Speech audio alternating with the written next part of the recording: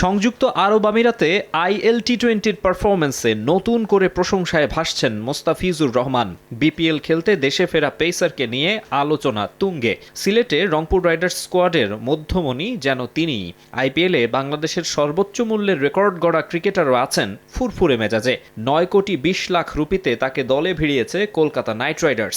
যদিও শাহরুখ খানের দলে টাইগার পেসারের যোগ দেওয়ার বিষয়টি ভালোভাবে নিচ্ছে না বেশ কিছু ভারতীয়। টি-20 বিশ্বকাপের পরপরই আইপিএল 22 মার্চ পর্দা উঠবে ইন্ডিয়ান প্রিমিয়ার লিগের।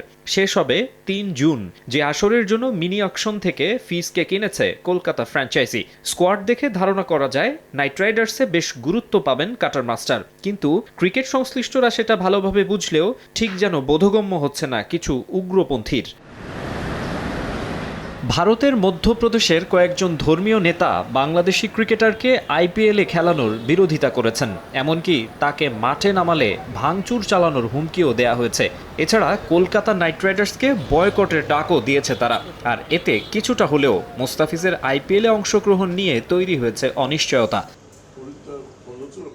শেষ পর্যন্ত ফিজের খেলা না হলে শাহরুখের দলের জন্য খুব একটা সুখকর হবে না, কেননা দুর্দান্ত ছন্দে রয়েছেন কাটার মাস্টার।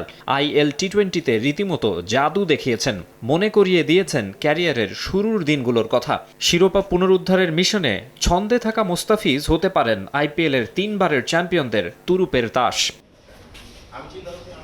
বর্তমান প্রেক্ষাপটে বাংলাদেশ ভারতের মধ্যে কিছুটা উত্তেজনা রয়েছে, তা আর বলার অপেক্ষা রাখে না। তবে রাজনৈতিক বা ধর্মীয় বিষয়গুলো খেলার মাঠে টেনে আনা মোটেও বিচক্ষণতার পরিচয় নয়। কিছু উগ্রপন্থী ছাড়া সবাই হয়তো সেটা বোঝেন।